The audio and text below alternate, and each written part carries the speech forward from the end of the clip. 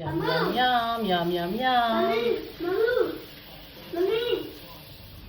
Good afternoon, mga ka-kitchen! Welcome back to my channel! Yan! Sobrang na-miss ko kayo. Grabe, kasi na-busy na ako ngayon sa pag-ELS. So, yan! Happy Tuesday! Yan, magiging busy na naman ako sa aking kitchen. And ayun yung aking little baba. Ayaw niya akong samahan sa aking pag-vlog today. And yan, naka-play yung aking LS kanina. Nire-review ko. Yan, today I'll be cooking. Nakikita nyo ba? Yan. Bamboo shoot. Whole product of Thailand. Yan. Straight from Thailand pa yung aking bamboo shoot. Sa amin sa Kapampangan tawag namin dyan is Labong. Yun yung yung sa kawayan, yung usli ng kawayan, yung sumusulpot na bago. Yan, gigisahin lang natin. Napakasimple lang ng aking mga ingredients na gagamitin. I have here the garlic, the onion, and yung ating sahog is a peeled shrimp. Cook na siya. And then, I have here the chicken salt, the pepper, and ayun yung aking English spinach. English spinach yung tawag dito eh. Sa atin, kahit lagyan mo lang siya ng malunggay or dahon ng sili. Diba? Pag nagluluto ka, yan ang labong, ganyan. And then, ita-try ko nga pala lagyan ito ng coconut cream. I forgot the coconut cream sa pantry. Ayan. Buo-buo pa yung ating bamboo shoots. So, ang gagawin ko niyan is slice ko muna siya into strips. So, yun guys. Umpisahan na natin yung paghihiwa ng ating bamboo shoots. Balikan ko kayo.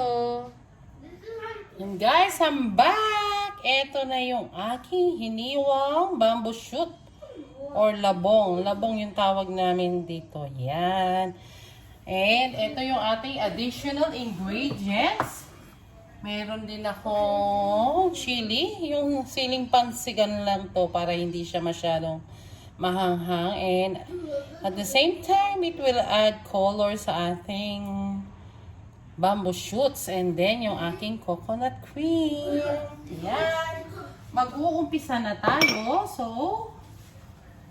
let's start now. I have na oil sa aking wok. Ayan. I'll put the garlic first. Ayan. Garlic muna.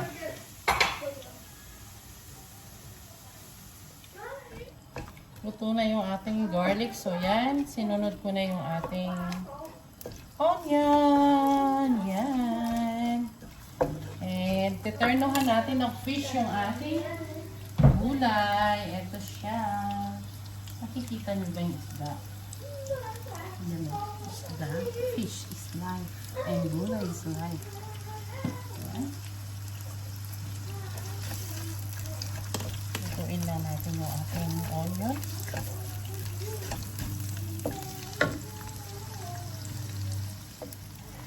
Next is our shrimp. Ayan. Cook na yung ating shrimp. Kaya kahit sandali na lang yan.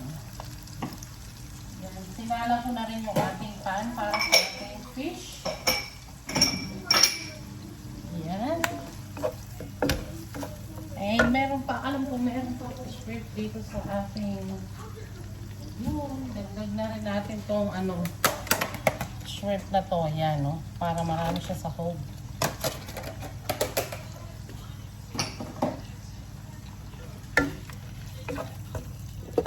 Nakikita niyo ba guys?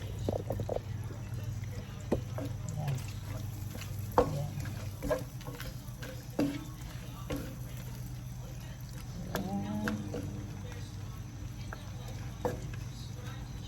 Hayaan muna natin siya. Pwede rin tayong mag-add ng konting fish sauce. ating patis para may lasa, di ba? Yan. Konti lang naman. 1 tablespoon yun. Pwede na yun.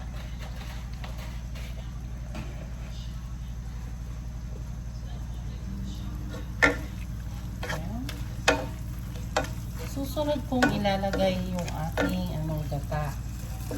Pakukuluin muna natin ang pakukuluin yung ating gata. Tapos isasabay natin yung ating bamboo shoots para habang naluluto yung gata, naluluto rin at the same time yung ating bamboo shoots kasi medyo matigas lang konti siya. Pero hindi naman siya matigas na matigas talaga.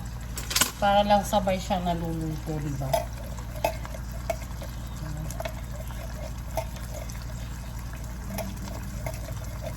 Pakuluin lang natin na konti yung bamboo shoots bago natin balikan. I-mix muna natin. Ayan.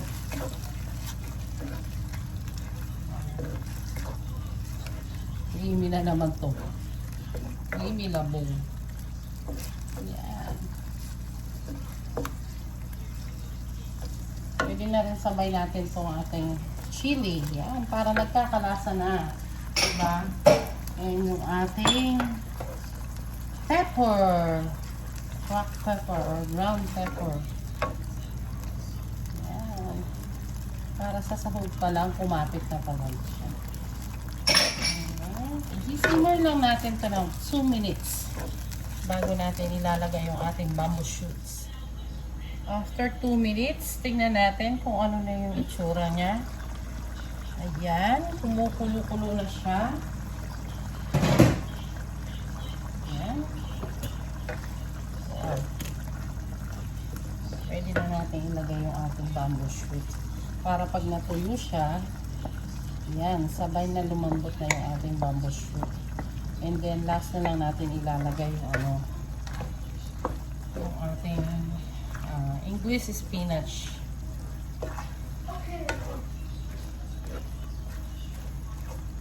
Nakakamiss yung ganitong klase ng mga gulay-gulay, di ba? Ang hirap kaya nitong hanapin. Buti nakatsyempo kami sa sa isang Asian store na pinuntahan namin. Nag-iisa na nga lang daw to, sabi ng aking husband. Swerte kami at may natira pa para sa amin. Kasi ang tagal-tagal na niya nagtikrave ng mga yan, yung mga gulay-gulay na ganyan. Ayan. Mainit na rin yung mantika ng ating isang pan. Pwede na natin ilagay yung ating fish. Ayan.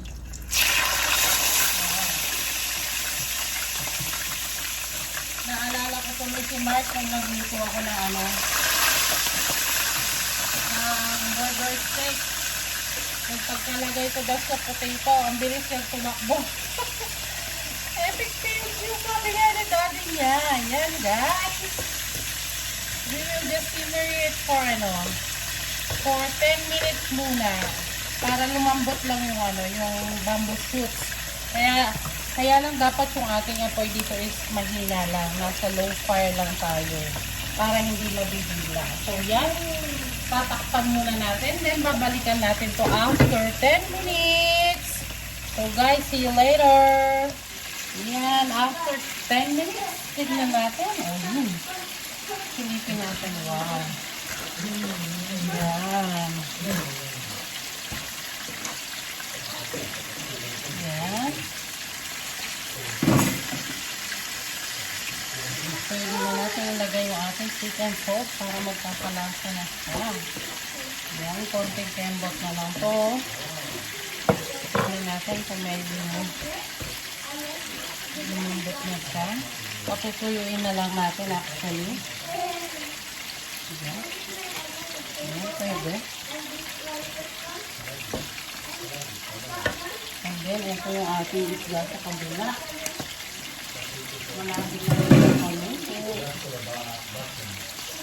Sarap-sarap naman ng dinner namin. Ayan.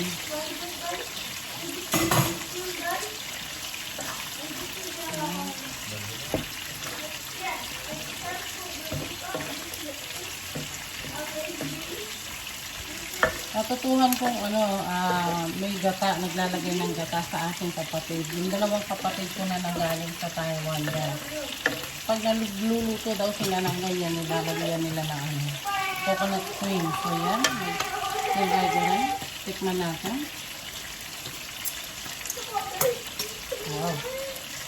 Sarap naman. Yan, takipan natin ulit. And simmer natin ng 5 minutes again or 5 to 10 minutes until maging soft na yung ating bamboo shoots. Maanghang siya, in fairness maanghang. Kahapon nagluto ako ng kaldereta, yung ginamit kong sili, same din, pero hindi siya ganun kaanghang. Pero ito, dalawa lang yung ginamit ko, pero may spike siya. Yan, balikan ko kayo ulit after 10 minutes. Silip ulit. Yan. Wow. Sarap naman ang itsura niya. Ayun, yung ating fish luto na rin. Hanggang natin yung ating fish. Kaya hindi ko na siya tatakpan para matuyo na siya. Ayan, wow naman. Ito yung fish niya.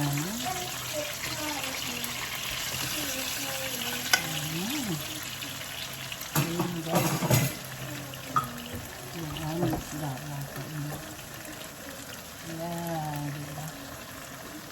Sarap na itsura ng aming isda.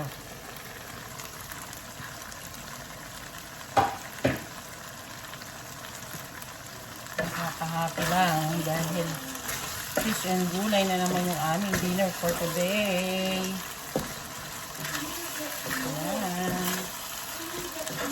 Pwede na natin ilagay yung dahon kasi perfect na yung lasa para sa akin, and I think pasado na rin ito sa aking boyfriend, my ex-boyfriend. Lagay na natin yung ating English spinach. Hayaan lang natin siya, pero hindi ko na siya tatakpan.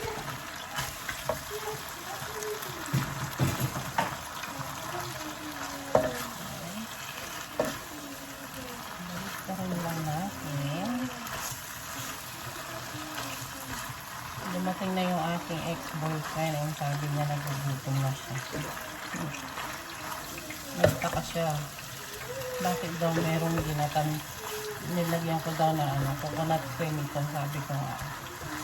Yung dalawang kapatid ko kasi, sa kanila ko natutunan ko. So every time na magluluto kami ng labong yan, naglalagay kami na coconut cream.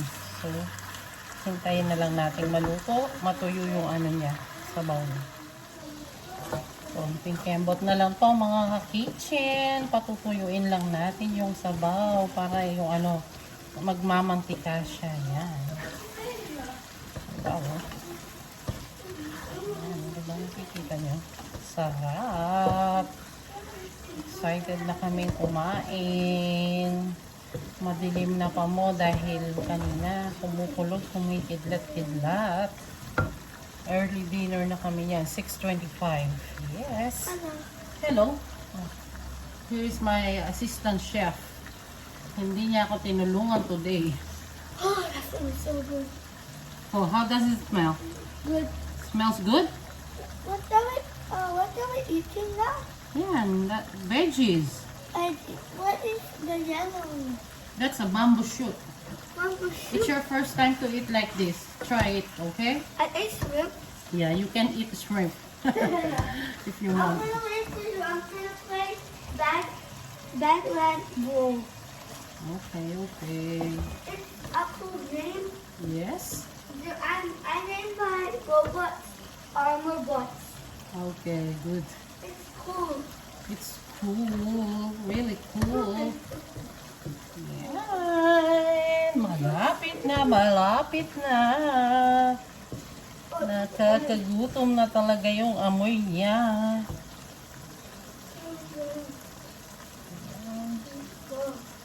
Pwede na to. Plating time. Tara na. Ayan na yung aking bamboo shoots with coconut cream. Yan. natabunan na ng sahog yung aking bamboo shoots. No. Tutok na lang natin. Become. Oh my gosh. Yan. Diba? Ang sarap ang itsura niya. And then yung aking fried fish. O, diba?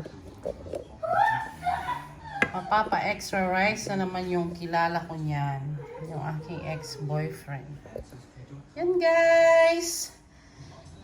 Salamat sa pagsama sa akin. Salamat sa panunood. Thank you for watching. Don't forget to subscribe my YouTube channel, GHENG KITCHENS Vlog. And don't forget to hit the notification bell button para updated pa kayo sa aking mga videos na i-upload soon. Have a nice day and good night. Thank you so much. Keep safe and God bless. Bye-bye. Bye-bye. Hanapin nyo na lang yung bamboo shoots dyan. Basta ako nagluto ka ng bamboo shoots. Ayan. Taste it. Yeah, ayan si aking little baba. Can I taste it daw? Excited na naman.